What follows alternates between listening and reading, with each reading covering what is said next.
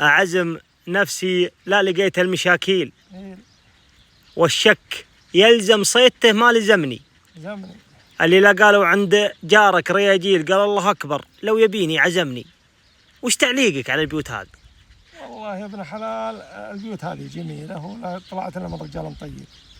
وأنا لو أعرف أن عند جاري ولا عند ابن عمي ولا عند قريب مني مناسبة ولا عزيمة، والله لجيله وأنا ما أعزمني. أنا أعبر عن نفسي أنا إني لجيه من ميانتي عليه، ما يحتاج إني أعزمني. طيب بيقولون لك اللي يجيب بدون عزيمة يقعد بدون فراش. ما عليك من مقولة ما عليك منه. إذا صرت إني أعرف إن مقداري عند الرجال عالي، والله لجيه وأعزم بعد حتى من يجيني عنده.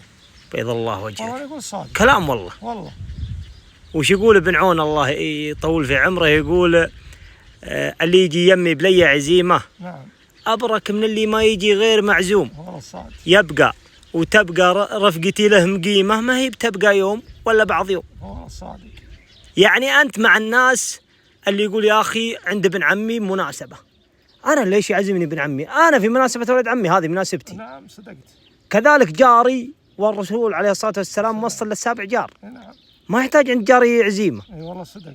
والله يقول الصادق. والله اني افرح لي مني صار عندي مناسبة وجاني رجال ما عزمته انها اغلى من اللي انا عازمهم.